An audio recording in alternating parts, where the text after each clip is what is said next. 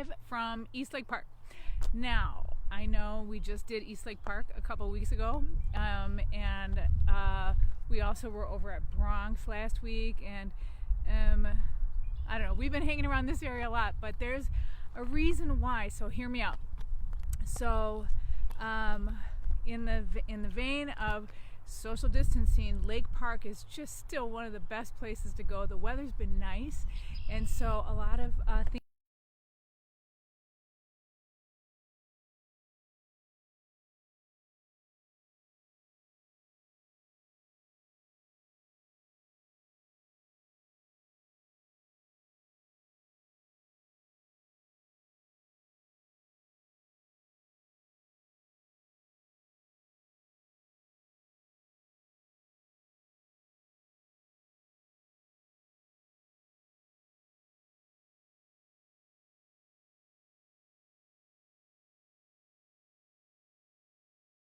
entire city.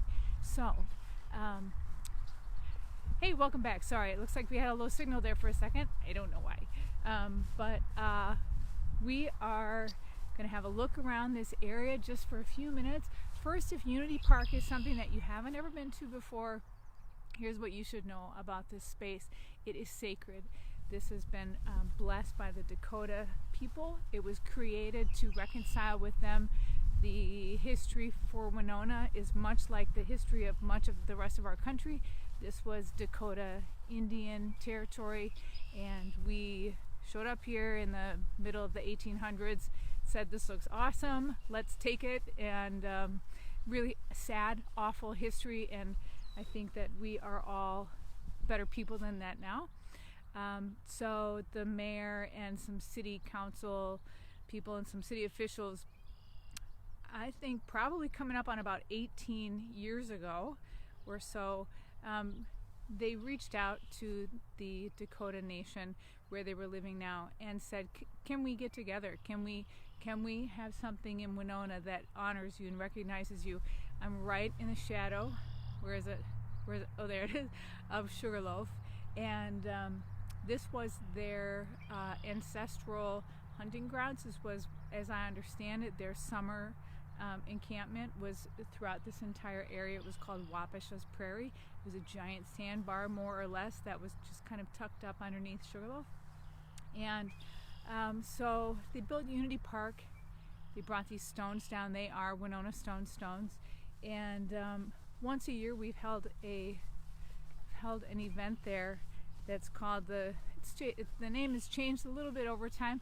It is the Great Dakota Gathering, or the Dakota Homecoming are different names. I met the people who created that arrangement with the city and the Dakota, Ed Lonis, Lyle Rustad, two amazing men who work with the tribal people and worked with the city governance and helped make that all happen.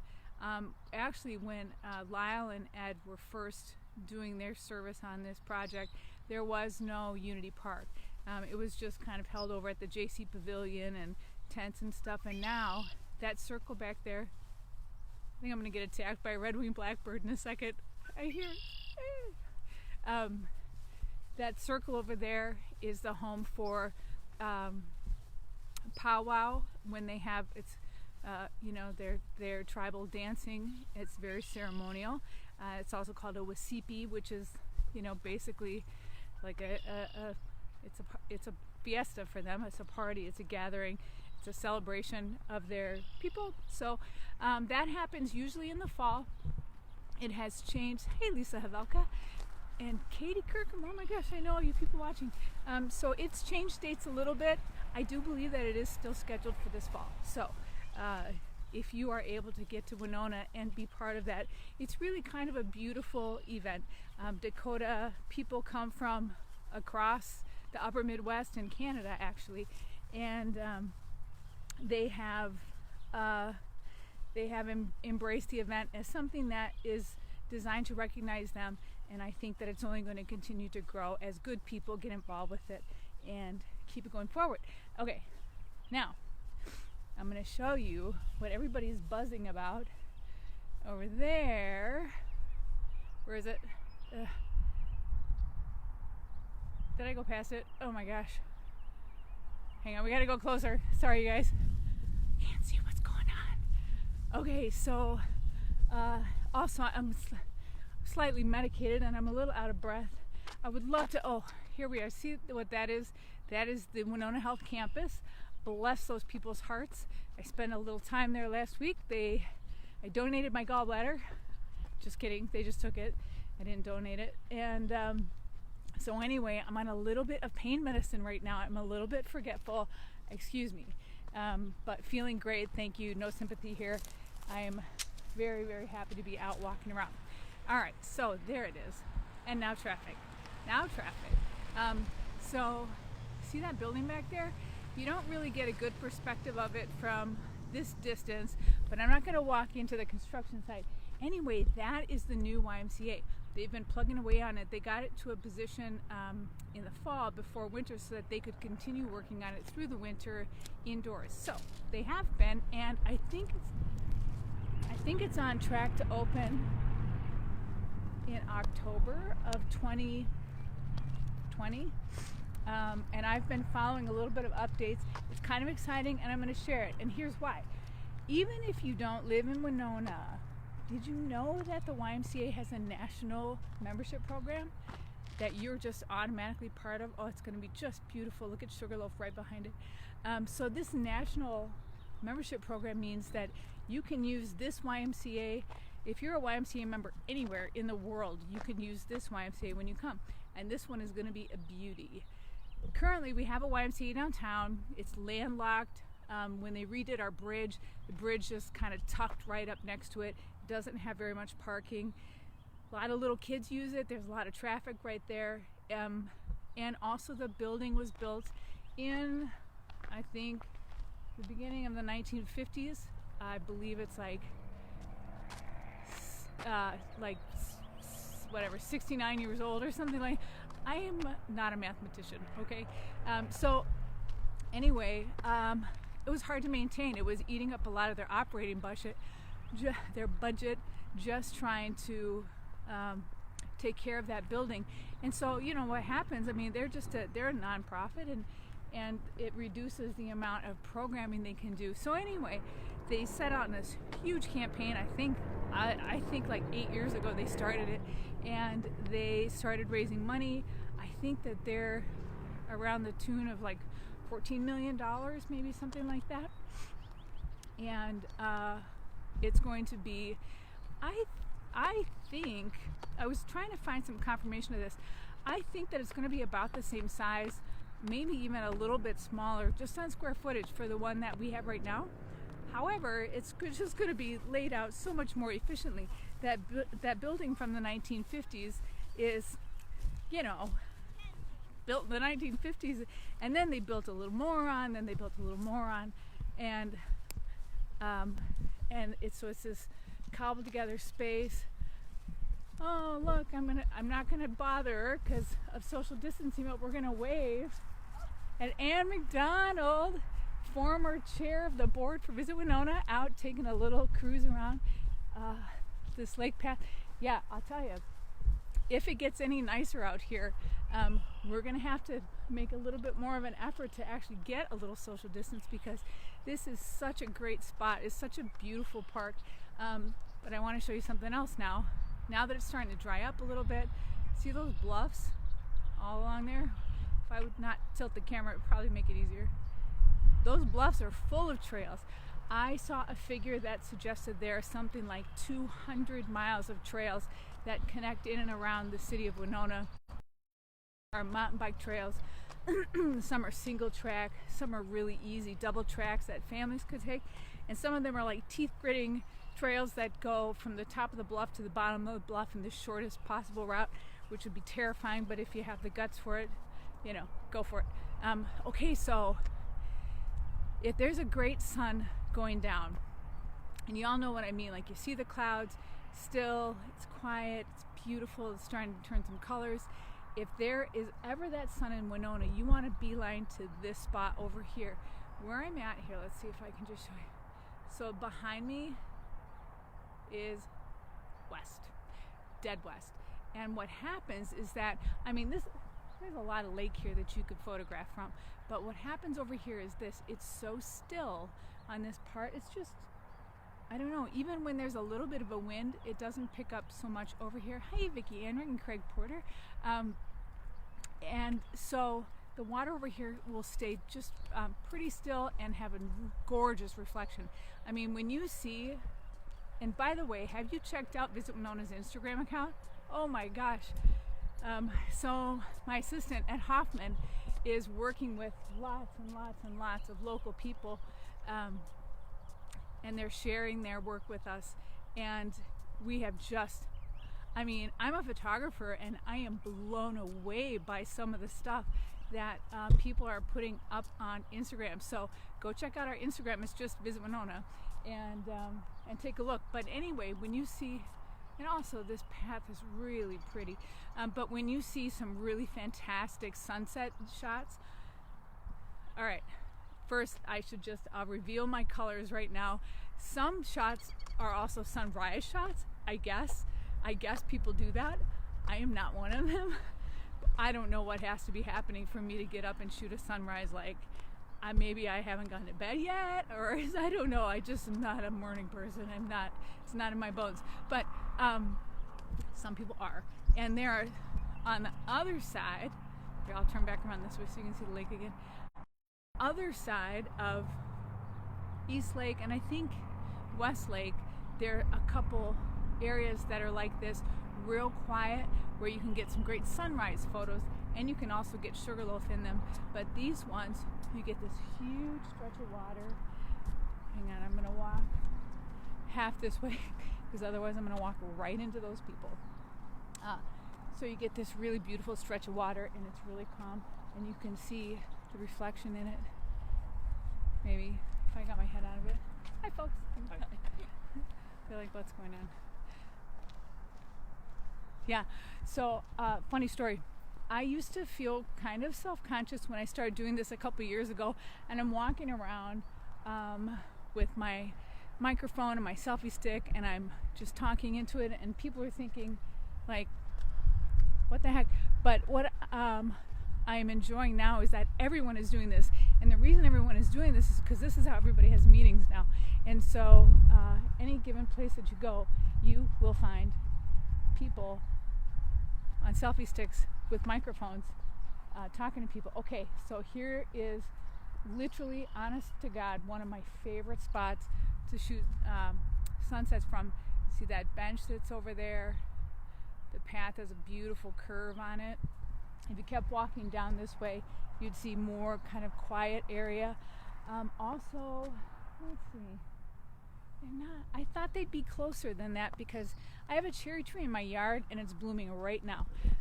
But this park is also full of blooming trees. I mean full. There have to be hundreds of blooming trees, and they're not quite popping out yet over here. I just see a couple little blooms. So I think soon. I would imagine by next weekend, when it's going to be beautiful, by next weekend I think we're going to be out in full bloom. But just imagine, even if you don't want to take a picture and you just want to watch a great sunset, it's a pretty great spot right there to do it. Also, if you prefer the non-swinging bench variety, there's a guy fishing on a bucket over there. Where is he? See him? You can go over there too, just as pretty. But yeah, it's gonna be, I guess I'm glad that these buds aren't out yet, because I think that it's going to be pretty rotten tomorrow. Sorry moms everywhere, including sorry for myself. It will be cold and snowy, and all my plants are huddled together under blankets, right? It's just one of those mean May moments, if I could use some alliteration. And here, I'll just show you here. I think a couple of my favorite photos that I've ever taken were probably like right here, actually, and there was just like, maybe I'll post it. I'll give one to Ed and see if he'll post it. You just can't, when the sun is going down and the clouds are great and the water is still, oh, you just have a reflection for miles going up this lake. It's so beautiful, you guys. Okay, so, oh my gosh, it's narcotic brains now. I can't remember what I was saying. Sorry, it's the painkillers. What was I saying? Somebody can type it and remind me. Otherwise, I'm just going to move on. Okay, so, oh yeah, the buds. I'm afraid that they would freeze tomorrow if they were out and just got nailed. So it's probably a good thing that they're not.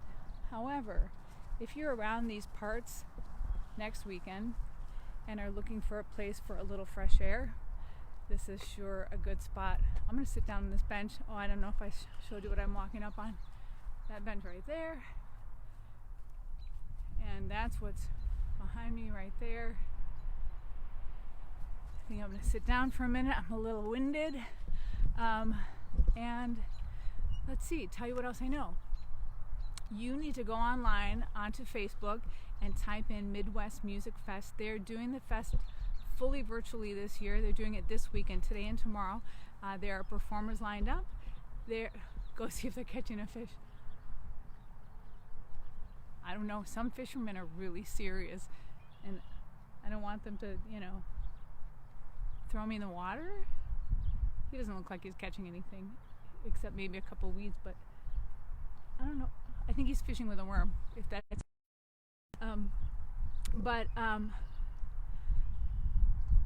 see, what was I saying again? Oh my gosh. I'm actually gonna take a nap when this is over. I do want to just give a really wonderful shout out to Winona Health. They are such wonderful people over there, and we are very, very blessed to have one of the top 100 rural hospitals in the entire country here in Winona. And Dr. Brookhammer, thank you, great guy. Everybody, surgery department, great. They're, we could not be more lucky. And if it's something like really serious, we've got the Mayo Clinic. It's 45 minutes away. I mean, this really is a perfect city. Let's be honest. And it's going to get more perfect next week when the sun is up and hot and 70 degrees. And so, anyway, oh yeah, the Midwest Music Fest. So they're doing the entire festival online. I'm sure it's a reduced version, because if you're aware of the Midwest Music Fest, they have something like hey Mary Farrell. Oh, my hat. Okay, wait. I'm going to finish the Midwest Music Fest thing, and then I will tell you about the hat. It's a really funny story. Or, not hilariously funny, but funny, interesting. So you can just watch for free. I know that they are taking donations. They're trying to raise some money. I mean, unfortunately, this all happened right before the Midwest Music Fest, and so it really closed them down for their normal revenue stream. There's a campaign underway right now where they're offering these musicians in online concerts, and people are being asked to donate. You don't have to, but you can see some of the tremendous lineup that they had. And so artists are performing like from their homes or from their studios and being live streamed on Facebook Live. So go to Midwest Music Fest's Facebook page, and you can see, hey, Daryl Ann's, Randy Guzman, and let's see, we're trying to get state government to allow Minnesota wineries to open for sampling selling. Yeah, I'll tell you, every day I get an update from a lovely lobbyist named Sarah Pisak, and she sends out information about what Governor Walz, his press conference contained that day. And I know that he's toying with so many of these different things. It seems like just little bits at a time that they're going to try to reopen things. I'm very encouraged by that, and so I feel like soon, I feel like soon, but hopefully not too soon, right? We all want to be safe. We want to get back to getting out when it's safe to do that, right? And so, Winona's going to be here. Winona's been here for a few millennium, and it's going to be here when COVID-19 is well under control and gone. And so, All of the people who are being impacted by this, including me, are struggling, and I understand it, and I understand the urge really to get back to work. But let's be safe too, and hopefully those two things converge really, really soon, right? Okay. Oh, I was gonna go talk to the guy fishing, but he just hooked the grass behind him, so I don't think I'm going to. Okay, my hat. So, do you remember when we were kids? Did you ever play Ding Dong Ditch? Yeah. Okay, other people played Ding Dong Ditch. The truth is that I lived in the country and we didn't have doorbells, and also it was way too far to run up someone's driveway and run back out. I mean, you're talking about like a quarter of a mile. We didn't care that much. But anyway, kids in town would play Ding Dong Ditch, ring someone's doorbell, run away. So during this time where none of us can see our friends, I think a little bit of a grown-up Ding Dong Ditch has popped up. I dropped some things off at a few friends over the last few weeks where I knew that they were just having a tough time, a hard week or something. Dropped off little flowers, nothing fancy, just a little something, right? And so I was having a tough week last week, not gonna lie. And so I got Ding Dong Ditch this hat and this beautiful stock. It's a garden plant. I've been working as much as I can in my garden. And so somebody brought those, my good friend Amalfi Hawkins and her adorable husband Tex Hawkins. They drove up to my house. They ran up, put them on my porch, drove away, and then texted me and said, hey, these are on your porch. What a lovely gesture, right? I think that it's those kinds of things that we do for each other, for our friends and our family that we can't spend time with, that make this time slightly more bearable. So thanks, Tex and Amalfi, for the hat. And yeah, that's the hat story. So go Ding Dong Ditch somebody, you guys. It's just, whatever, a box of cookies, who cares what it is? They can, as long as they can spray the exterior of it with disinfectant, who cares what it is? But what a nice thing to do. So here at Visit Winona, we're laying pretty low right now. Part of our staff is on furlough and hopefully having some relaxing days off. I don't mean to make light of that. I know everybody wants to work, and I know Kate and Mary like to work, and so I'm looking forward to seeing their smiling faces again soon. Pat Mutter and I and my assistant Ed are putting in a few hours trying to just kind of keep the boat floating and keep steering it, and just keep tabs on what's happening. We're going to keep sharing with you through our website, visitwinona.com, whatever updates we have right now. You can go there. We have a COVID-19 page, and that will direct you to all the resources that we know about for COVID. You can also go directly to winonaresources.org. It's put together by a group called Engage Winona, and they have collected literally everything that you need to know. If you are going to be in Winona, it is everything you need to know about restaurants, who's open, who's not, who's got curbside, who doesn't. I'm hoping very soon we're going to also see a list of who's doing curbside for retail. I know that that's something that is opening up, and I'm not sure yet. I'm not sure yet which stores are able to do that. I think it's hard, right? Because not a lot of our very beautiful little mom and pop stores in downtown have all their inventory online, so how do you know what to buy from them? Although we have this, we have a plant shop down there that's new. I can't remember what it's called. I did do a Facebook Live from there once though. But apparently she's going to her Facebook and just putting things on her Facebook, and then people are buying them from her off of Facebook, and then they swing by and pick them up, I guess. So that's a good system. Anyway, okay, I have wandered and prattled enough for a Saturday afternoon. I'm thankful that the rain held off.